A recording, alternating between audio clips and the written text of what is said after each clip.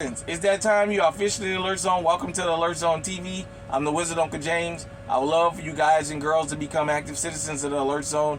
Y'all already know how to do that. Shout out to everybody because it's a worldwide movement. Let me get right into it. I had contemplated doing this for a while, and I was kind of iffy about it, but I'll go ahead and do this.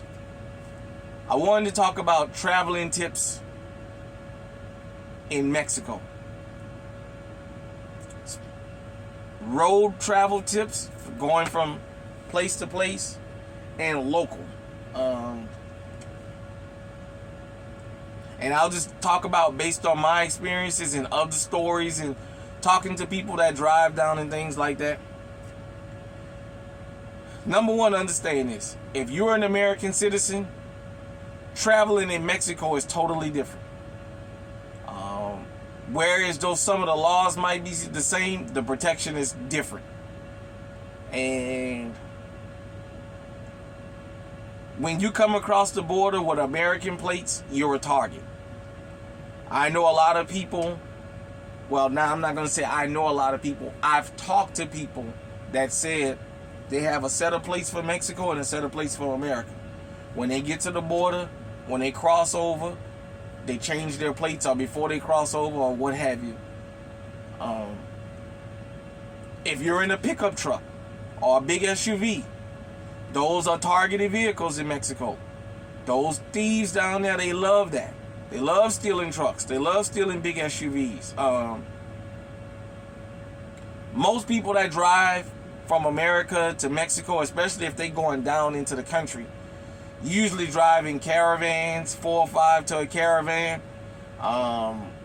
Sometime it works. Sometime I've heard it doesn't mean anything. Merely by the fact that in Mexico, American citizens, well, nobody is really able to legally carry over there. You run the risk of, if you get caught with a firearm over there, going to prison. And because here's the thing, in Mexico, besides the criminals on the road, the criminals with badges. You got checkpoints all over the country. So if you pull up to a checkpoint, now I understand you're in a foreign country, so you have to follow their laws. There's officers that want bribes. So if they tell you guys, if you got American passports, we want $50 a head. If you got Mexican passports, we want $20 a head for everybody in this vehicle, and we'll let you go. Or we'll make you get out and we'll search everything. You got to be mindful of stuff like that. From what I've been told by several people, when you take certain roads in the morning, for American travelers, if you've experienced this, hit me in the comment section. They'll have like a police escort.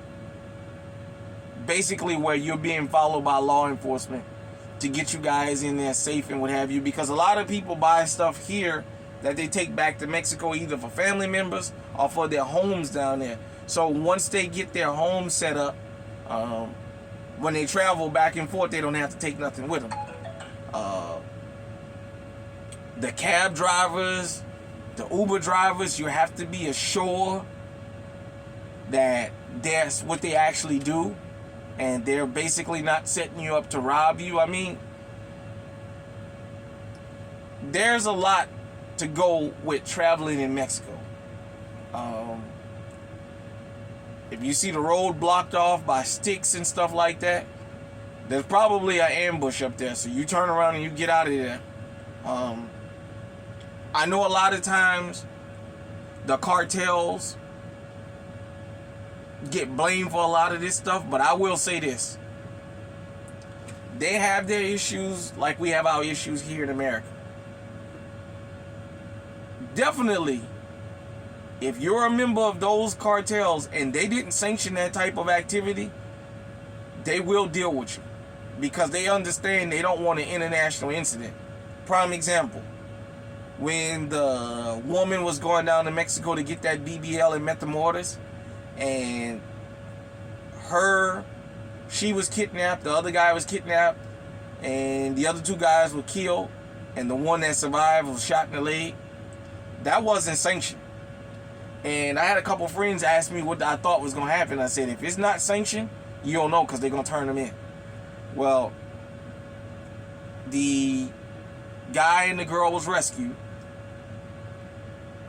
The truck, the guns, everything was brought up to the border with a note from that cartel saying, we didn't sanction this. These are the guys that committed this crime.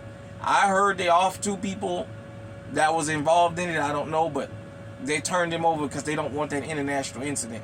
I know a lot of American people think that when Mexican people travel to Mexico and something happened to them, they had to be doing something.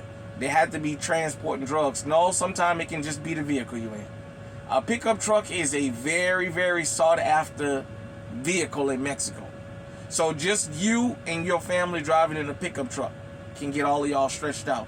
And the assumption in America will be, well, they were down there to buy drugs.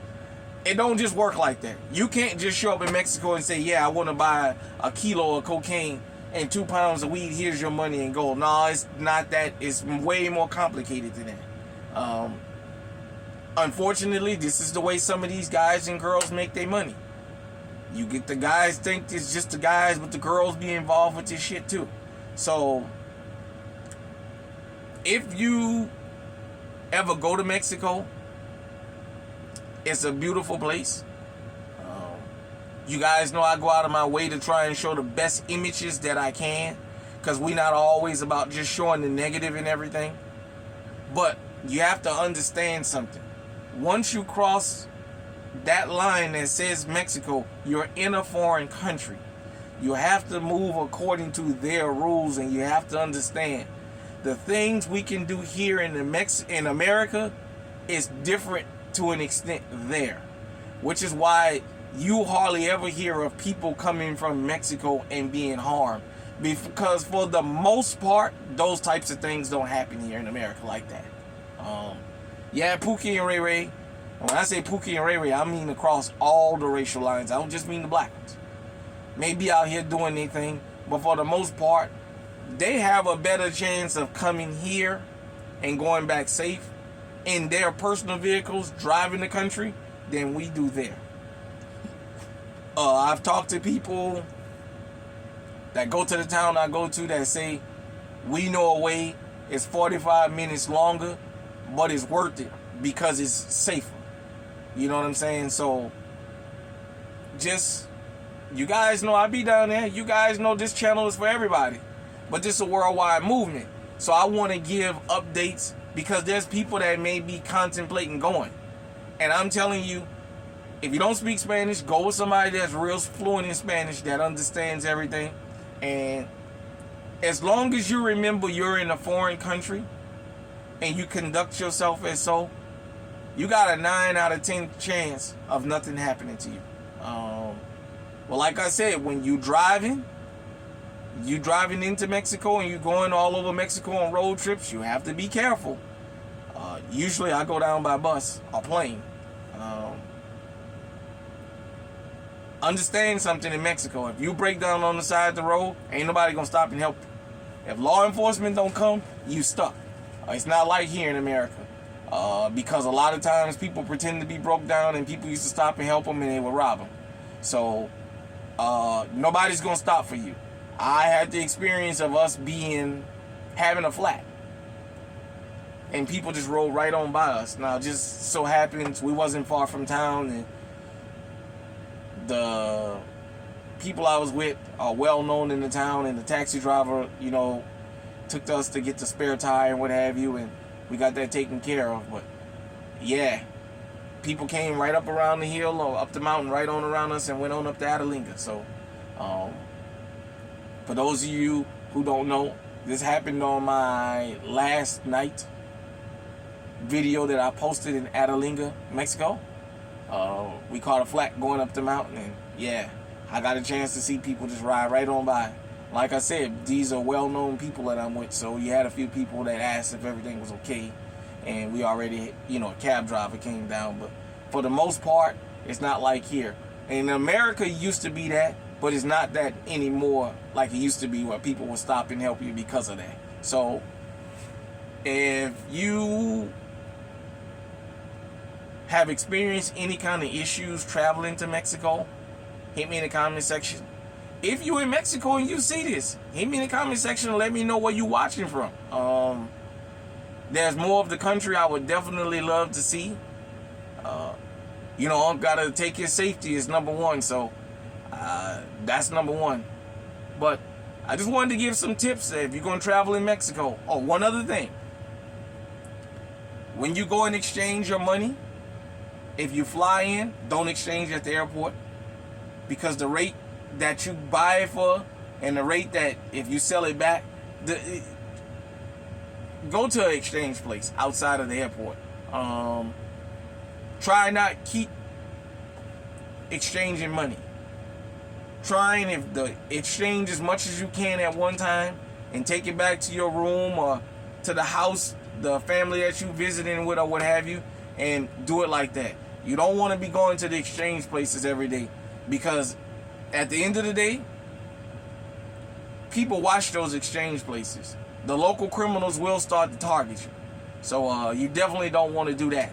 You want to try and exchange as much as you can at one time, and then, filter it out like that. So hit me in the comment section. Let me know what you think. Until next time, stay safe, stay armed, stay on high alert.